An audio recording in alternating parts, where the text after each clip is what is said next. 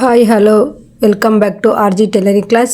Friends, ನಾನಿವತ್ತು ಏನು ವಿಷಯದೊಂದಿಗೆ ಬಂದಿದ್ದೀನಿ ಅಂದರೆ, ನನಗೆ ತುಂಬ ಜನ ಫೋನ್ ಮಾಡಿ ಕೇಳಿದ್ರು, ಮೇಡಮ್ ನಾವು ಟೈಲರಿಂಗ್ ಕಲಿಬೇಕಂತ ಇದ್ದೀವಿ, ಏನು ಮಾಡೋದು, ಹೇಗೆ ಕಲಿಯೋದು, ನಮಗೆ ಬೇಸಿಕ್ಕಿಂದ ಕಲಿಬೇಕು, ಹೇಗೆ ಕಲಿಯೋದು ಅಂತೇಳ್ಬಿಟ್ಟು ಟಿಪ್ಸ್ ಹೇಳಿ, ನಿಮ್ಮ ವಿಡಿಯೋದ ಮುಖಾಂತರ ನಮಗೆ ಟಿಪ್ಸ್ ಹೇಳಿ ಅಂತ ಹೇಳಿದ್ರು. ಹಾಗೆ ನಾವು ಪ್ರತಿದಿನ ಏನೆಲ್ಲ ಟಿಪ್ಸ್ ಫಾಲೋ ಮಾಡಿದ್ರೆ ಟೈಲರಿಂಗನ್ನು ಕಲಿಬೋದಾ ಅಂತ ಹೇಳಿ ಕೇಳ್ತಾಯಿದ್ರು ತುಂಬ ಜನ. ಅದ್ರ ರಿಲೇಟೆಡು ವಿಡಿಯೋಸ್ ಮಾಡಿ ನಮಗೂ ಸ್ವಲ್ಪ ಮೋಟಿವೇಶನ್ ಆಗಿ ಟೈಲರಿಂಗ್ ಕಲಿತೀವಿ ಅಂತ ಹೇಳಿದ್ರು. ಟೈಲರಿಂಗು ಯಾವ ವಯಸ್ಸಲ್ಲಿ ಬೇಕಾದರೂ ಇಂಟ್ರೆಸ್ಟ್ ಬರ್ಬೋದು ಫ್ರೆಂಡ್ಸ್, ಯಾಕಂದರೆ ಹೇಳೋಕ್ಕಾಗಲ್ಲ. ಒಂದೊಂದ್ಸಲಿ ನಾವು ಬ್ಲೌಸು ಹೊಲಿಯೋಕ್ಕೆ ಕೊಟ್ಟಾಗ ಟೈಲರ್ಸು ಲೇಟಾಗಿ ಕೊಟ್ಟಿರೋದಾಗಿರ್ಬೋದು, ನಮ್ಮದು ಒಳ್ಳೆ ಸೀರೆನ ಅವರು ಹಾಳು ಮಾಡಿ ಕೊಟ್ಟಿರೋದಾಗಿರ್ಬೋದು. ಈ ರೀತಿ ಘಟನೆಗಳಾದಾಗ ಒಂದೊಂದ್ಸಲಿ ನಾವೇ ಕಲ್ತಿರ್ಬೇಕಿತ್ತು ಟೈಲರಿಂಗ್ ಅಂತೇಳಿ ಅನಿಸೋದು ಸಹಜ. ಹಾಗೆ ನಮಗೆ ಒಂದೊಂದು ಸ್ಟಿಚ್ಚು ಸಹಿತ ಯಾರೂ ಒಂದೊಂದ್ಸಲಿ ಟೈಲರು ನಮಗೆ ಸಿಕ್ಕಿಲ್ದಾಗ ಆಗಲೂ ಸಹಿತ ನಮಗೆ ಟೈಲರಿಂಗ್ ಕಲಿಬೇಕು ಅಂತೇಳಿ ಅನಿಸ್ಬೋದು. ಕೆಲವೊಬ್ಬರಿಗೆ ಇಷ್ಟೊಂದು ಅಮೌಂಟ್ ಕೊಡಬೇಕಾ, ನಾವೊಂದು ಸ್ಯಾರಿ ತಗೊಳ್ಳೋದಕ್ಕಿಂತ ಬ್ಲೌಸ್ ಸ್ಟಿಚ್ಚಿಂಗಿಗೆ ತುಂಬ ದುಡ್ಡು ಆಯ್ತಲ್ಲ, ಕಲಿಯೋಣ ಅಂತ ಹೇಳಿ ಅನಿಸ್ಬೋದು. ಈಗೆಲ್ಲ ಅದೇ ರೀತಿಯೇ ತುಂಬ ಜನ ಕಲಿತಾ ಇರೋದು. ಮೊದಲೆಲ್ಲ ಎಲ್ಲರೂ ಕಲಿತಿರಲಿಲ್ಲ, ತುಂಬ ಆಪ್ಷನಲ್ ಕಲಿತಿದ್ರು. ಈಗ ಹಾಗಲ್ಲ, ಪ್ರತಿ ಒಂದು ಮನೆಯಲ್ಲೂ ಟೈಲರಿಂಗ್ ಮಿಷನ್ ಇದೆ. ಸಾಧಾರಣ ಟಾಪ್ ಸ್ಟಿಚ್ಚಿಂಗು ಮತ್ತು ಸೀರೆ ಸೈಡು ಫಾಲು ಜಿಗ್ಜಾಗ್ ಈ ರೀತಿ ಮಾಡ್ಕೊಳ್ತಾರೆ. ಆದರೆ ಟೈಲರಿಂಗು ಇವ್ರು ಕಲಿಬಾರ್ದು ಅವ್ರು ಕಲಿಬಾರ್ದು ಅಂತ ಇಲ್ಲ, ಯಾರು ಬೇಕಾದರೂ ಕಲಿಬೋದು. ಅದಕ್ಕೆ ಇಂಟ್ರೆಸ್ಟ್ ಮುಖ್ಯ. ನಾವು ಈಗ ಟೈಲರಿಂಗ್ ಕಲಿಬೇಕು ಅಂತ ನಂಗೆ ಅನಿಸಿದೆ, ಒಬ್ಬೊಬ್ಬರು ನನ್ನ ಹತ್ರ ಬಂದು ಹೇಳ್ಕೊಳ್ತಾರೆ, ನನಗೆ ನಿದ್ದೆ ಗೆಡಿಸಿದೆ, ನಾನು ಟೈಲರಿಂಗ್ ಕಲಿಬೇಕು, ಹೇಗೆ ಕಲಿಯೋದು ಹೇಳಿ ಅಂತ ಹೇಳ್ತಾರೆ. ಆದರೆ ನಾ ಹೇಳೋದು, 1-2 ದಿನ ನಮಗೆ ಇಂಟ್ರೆಸ್ಟ್ ಇದ್ದರೆ ಸಾಕಾಗಲ್ಲ, ನಮಗೆ ಅದು ಒಂದು ತಪಸ್ಸಾಗಬೇಕು. ಏನೇ ವಿದ್ಯೆ ನಾವು ಕಲಿಯೋದಾದರೂ ಅದು ನಮಗೆ ಒಂದು ತಪಸ್ಸಿನ ರೀತಿ ಇರಬೇಕು. ನಾವು ಅದರಲ್ಲಿ ಇನ್ವಾಲ್ವ್ ಆಗಬೇಕು. ಇನ್ವಾಲ್ವ್ ಆದಾಗ ಮಾತ್ರ ನಾವು ಒಂದು ಕೆಲಸನ ಕಲಿಯೋಕ್ಕಾಗೋದು.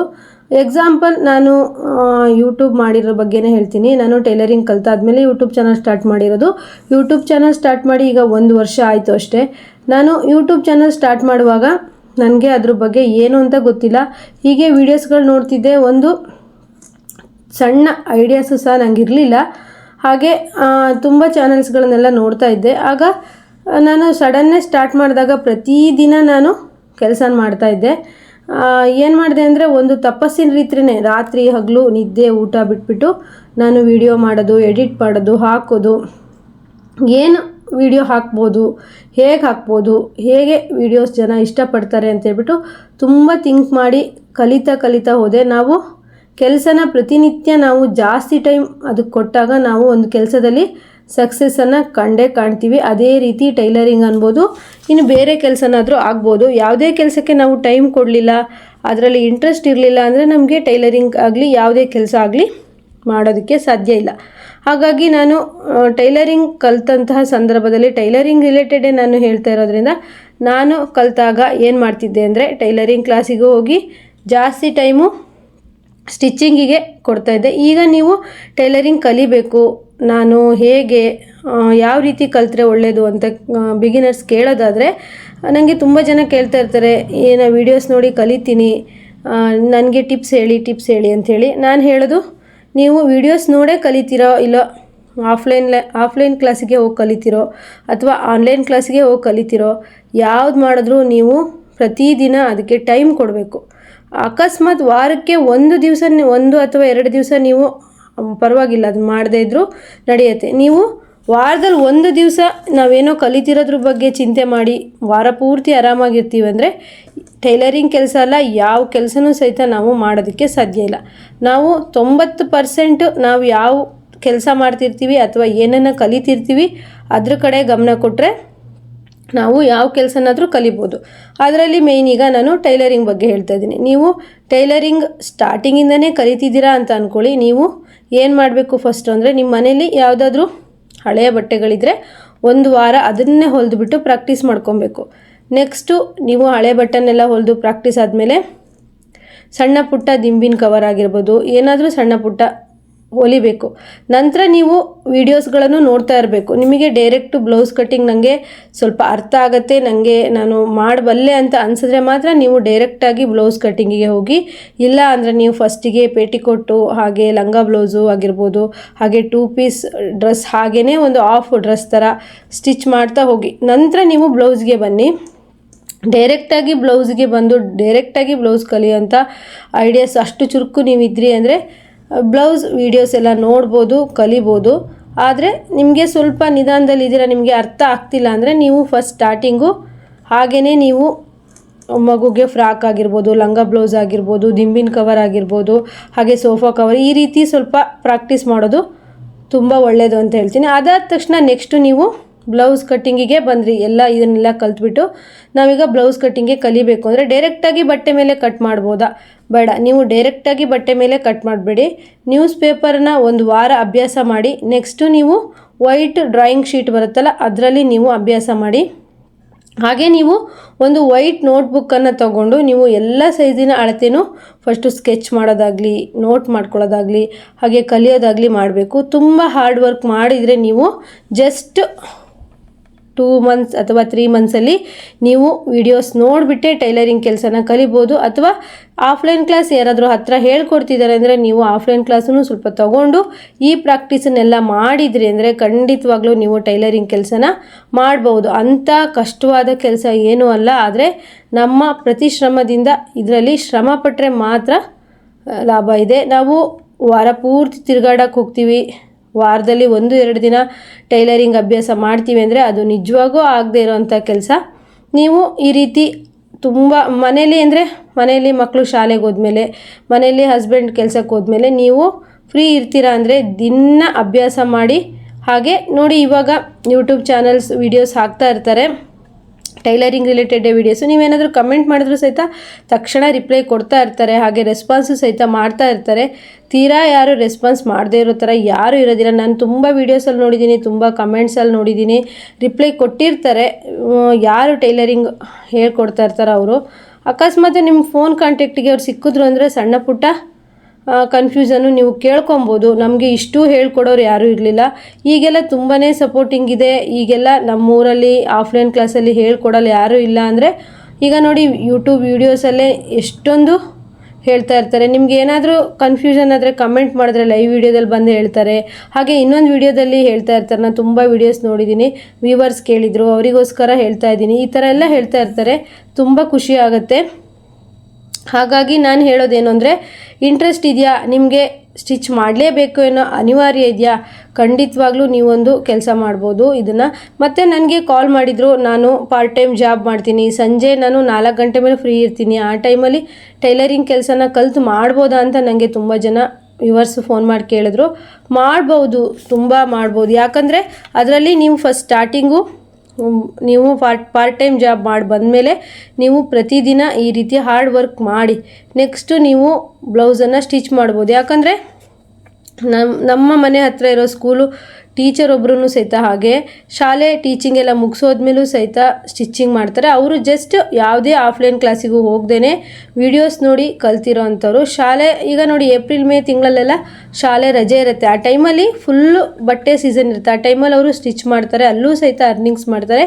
ತುಂಬ ವರ್ಷದಿಂದ ಟೀಚಿಂಗ್ ಫೀಲ್ಡಲ್ಲಿ ಇರೋದ್ರಿಂದ ಅವರು ಟೀಚಿಂಗನ್ನು ಬಿಟ್ಟಿಲ್ಲ, ಇದ್ರ ಜೊತೆಗೆ ಅದನ್ನು ಸಹಿತ ಮಾಡ್ತಾ ಇರ್ತಾರೆ. ಹೀಗೆ ನೀವು ಪಾರ್ಟ್ ಟೈಮ್ ಜಾಬ್ ಆಗಾದರೂ ತೊಗೋಬೋದು. ಎಷ್ಟೋ ಜನ ಹೆಣ್ಮಕ್ಳು ದಿನವಿಡೀ ಗಾರ್ಮೆಂಟ್ಸಿಗೆ ಹೋಗ್ಬಿಟ್ಟು ಸಂಜೆ ಬ್ಲೌಸನ್ನು ಸ್ಟಿಚ್ ಮಾಡ್ತಾರೆ, ಅಲ್ಲೂ ಸಹಿತ ಡಬಲ್ ಅರ್ನಿಂಗ್ಸ್ ಆಯಿತು.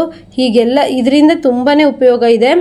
ಹಾಗೆ ನೀವು ಮನೆಯಲ್ಲೇ ಸ್ಟಿಚ್ ಮಾಡ್ತೀರಾ ಅಂದರೆ ಇದ್ರ ಜೊತೆಗೆ ನೀವು ಸ್ಯಾರಿ ಫೋಲ್ಡಿಂಗ್ ಆಗಿರ್ಬೋದು, ಕುಚ್ಚು ಕಟ್ಟೋದಾಗಿರ್ಬೋದು, ಹಾಗೆ ಜ್ಯುವೆಲರಿ ಸೇಲ್ ಮಾಡೋದಾಗಿರ್ಬೋದು, ಬಟ್ಟೆ ಸೇಲ್ ಮಾಡೋದಾಗಿರ್ಬೋದು, ನೀವೇನಾದರೂ ಆ್ಯಡ್ ಮಾಡಿಕೊಂಡ್ರಿ ಅಂದರೆ ಇನ್ನೂ ಸೂಪರ್ ಆಗುತ್ತೆ. ಇದ್ರ ಜೊತೆಗೆ ಪಾರ್ಲರ್ ಏನಾದರೂ ನಿಮಗೆ ಗೊತ್ತಿತ್ತು ಅಂದರೆ ಇದ್ರಿಗಿಂತ ಸೂಪರ್ ಬಿಸ್ನೆಸ್, ಇದ್ರಿಗಿಂತ ತುಂಬ ಅರ್ನಿಂಗ್ಸ್ ಯಾವುದೂ ಇಲ್ಲ ಅಂತ ಹೇಳ್ತೀನಿ.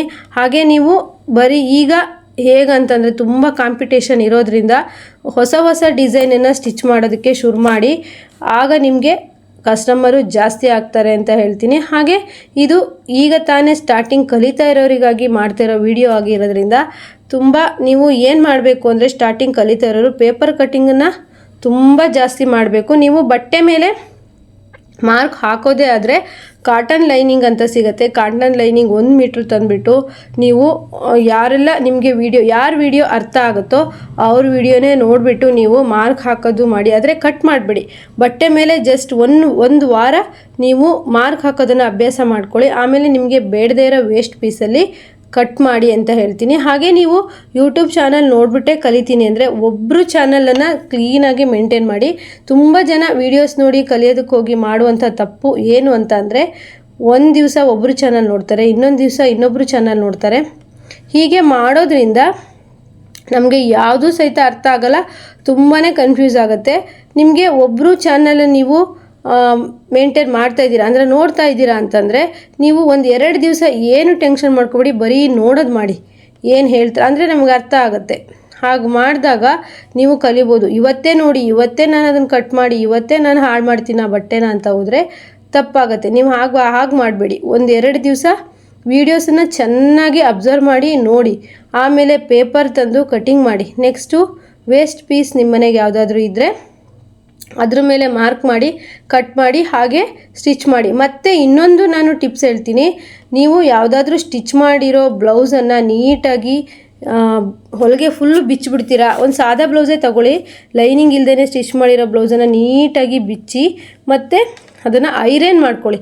ತುಂಬ ಜನ ಈ ಟಿಪ್ಸ್ ಫಾಲೋ ಮಾಡಿ ಟೈಲರಿಂಗ್ ಕಲ್ತಂಥವ್ರು ತುಂಬ ಜನ ಉದಾಹರಣೆ ಇದ್ದಾರೆ.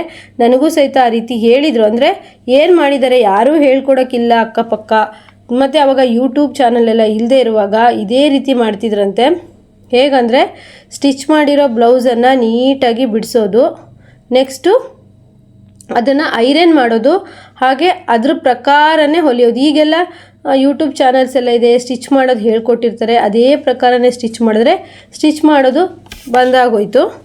ಯಾರಿಗಾದರೂ ತುಂಬ ಕಟ್ಟಿಂಗು ಕಷ್ಟ ಅನಿಸಿದರೆ ನೀವು ನನ್ನ ಕಾಂಟ್ಯಾಕ್ಟ್ ಮಾಡಿಬಿಟ್ಟು ನೀವು ಕಟ್ಟಿಂಗನ್ನು ಮಾಡ್ಕೊಬೋದು. ನಿಮ್ಮ ಬ್ಲೌಸು ನಿಮ್ಮ ತುಂಬ ಹತ್ತಿರದಲ್ಲಿ ನಿಮಗೆ ಯಾರ್ಯಾರು ಸ್ಟಿಚ್ ಮಾಡಬೇಕಾಗಿರುತ್ತೋ ಅವ್ರ ಬ್ಲೌಸ್ಗಳನ್ನು ಕಟ್ಟಿಂಗ್ ಮಾಡ್ಕೊಳ್ಳೋದಾದರೆ ಕಾಂಟ್ಯಾಕ್ಟ್ ಮಾಡಿ ಕಟ್ಟಿಂಗ್ ಮಾಡಿಸ್ಕೊಬೋದು. ಇಷ್ಟು ಕಟ್ಟಿಂಗ್ಸಿಗೆ ಅಂತ ಹೇಳಿ ಅಮೌಂಟನ್ನು ತಗೊಳ್ತೀನಿ. ಹಾಗೆ ನೀವೇನಾದರೂ ಟಿಪ್ಸ್ ಇದ್ದರೆ ನೀವು ಕಮೆಂಟಲ್ಲಿ ನನಗೆ ಕಮೆಂಟ್ ಹಾಕಿದ್ರೆ ಫ್ರೀಯಾಗಿ ಟಿಪ್ಸಿಗೆ ಉತ್ತರನೂ ಕೊಡ್ತೀನಿ. ಅಂದರೆ ನಿಮ್ಮ ಏನಾದರೂ ಪ್ರಶ್ನೆಗಳಿದ್ದರೆ ನಾನು ಅದಕ್ಕೆ ಆನ್ಸರನ್ನು ಮಾಡ್ತೀನಿ. ಅದ್ರ ಬಗ್ಗೆ ಏನೂ ತೊಂದರೆ ಇಲ್ಲ. ತುಂಬ ನಿಮಗೆ ನನ್ನ ಕಟ್ಟಿಂಗು ಇಷ್ಟ ಆಗಿದ್ದರೆ, ಕಟ್ಟಿಂಗ್ ಮಾಡಿಕೊಡ್ಬೇಕು ಅಂತ ಅನಿಸಿದ್ರೆ ನೀವು ನನಗೆ ಕಾಂಟ್ಯಾಕ್ಟ್ ಮಾಡಿ ಕಟ್ಟಿಂಗನ್ನು ತಗೋಬೋದು. ಇದೇ ರೀತಿಯೇ ತುಂಬ ದೂರದಿಂದ ಬಂದುಬಿಟ್ಟು ನನ್ನ ಹತ್ರ ಕಟ್ಟಿಂಗನ್ನು ಮಾಡ್ಕೊಂಡೋಗಿ ಬ್ಲೌಸನ್ನು ಸ್ಟಿಚ್ ಮಾಡ್ಕೊಂಡಿದ್ದಾರೆ. ಯಾಕಂದರೆ ಸ್ಟಿಚಿಂಗ್ ವೀಡಿಯೋಸ್ ಎಲ್ಲ ನಾನು ಹಾಕಿದ್ದೀನಿ, ಅದರ ಪ್ರಕಾರನೇ ನೀವು ವೀಡಿಯೋಸ್ ನೋಡಿ ಸ್ಟಿಚಿಂಗ್ ಮಾಡ್ಕೋಬೋದು. ಹಾಗೆ ನಾನು ಈಗ ಕಲಿತಾ ಇರೋರಿಗೆ ಏನು ಟಿಪ್ಸ್ ಹೇಳ್ತೀನಿ ಅಂದರೆ, ಆದಷ್ಟು ನೀವು ಪೇಪರ್ ಕಟ್ಟಿಂಗ್ಸ್ ಮಾಡಿ, ಹಾಗೆ ನೆಕ್ಸ್ಟು ಬಟ್ಟೆ ಮೇಲೆ ಕಟ್ಟಿಂಗ್ ಮಾಡಿ ಅಂತ ಹೇಳ್ತೀನಿ. ಮತ್ತು ನೀವು ತುಂಬ ಬಟ್ಟೆಗಳನ್ನು ಸ್ಟಿಚ್ ಮಾಡಬೇಕು. ಈಗ ಸ್ಟಿಚಿಂಗ್ ಕಲಿತಿದ್ದೀರಾ ಅಥವಾ ಮದುವೆಗೆ ಮೊದಲೇ ಸ್ಟಿಚಿಂಗ್ ಕಲ್ತಿದ್ದೆ, ಈಗ ಮತ್ತೆ ನಾನು ಸ್ಟಿಚಿಂಗ್ ಮಾಡಬೇಕು ಅಂತ ನಂಗೆ ತುಂಬ ಆಸೆ ಇದೆ, ನನಗೆ ಸ್ಟಿಚಿಂಗ್ ಮಾಡಬೇಕು ಅನ್ನೋ ಇಂಟ್ರೆಸ್ಟ್ ಇದೆ ಅನ್ನೋರು ದಿನ ನೀವು ಇಷ್ಟು ಟೈಮು ಅಂತ ಹೇಳ್ಬಿಟ್ಟು ಅದಕ್ಕೆ ಕೊಟ್ಬಿಟ್ಟು ಪ್ರಾಕ್ಟೀಸ್ ಮಾಡಬೇಕು. ಯಾಕಂದರೆ ಪ್ರತಿದಿನ ಪ್ರಾಕ್ಟೀಸ್ ಮಾಡಿದ್ರೆ ಮಾತ್ರ ನಿಮಗೆ ಟೈಲರಿಂಗ್ ಕೆಲಸ ಅನ್ನೋದು ಬರೋದು. ನನಗೆ ಕಾಲ್ ಮಾಡಿ ಕೇಳಿದವರಲ್ಲಿ ತುಂಬ ಜನ ನಾವು ಮದುವೆಗೆ ಮೊದಲು ಸ್ಟಿಚಿಂಗ್ ಕಲ್ತಿದ್ವಿ, ತುಂಬ ಟೈಮ್ ಗ್ಯಾಪ್ ಕೊಟ್ವಿ, ಈಗ ಮತ್ತೆ ಸ್ಟಿಚ್ ಮಾಡಬೇಕು ಅಂತ ಅನ್ನಿಸ್ತಿದೆ, ಏನು ಮಾಡಬೇಕು ಅಂತ ನನಗೆ ಕೇಳಿದಾಗ ನಾನು ಹೇಳೋದಿಷ್ಟೇ, ಬರುತ್ತೆ, ಇದೇನು ಬ್ರಹ್ಮವಿದ್ಯೆ ಅಲ್ಲ, ಆರಾಮಾಗಿ ನೀವು ಸ್ಟಿಚಿಂಗ್ ಮಾಡ್ಬೋದು. ಆದರೆ ನೀವು ಟೈಮನ್ನು ಸ್ವಲ್ಪ ಕೊಡಬೇಕಾಗತ್ತೆ.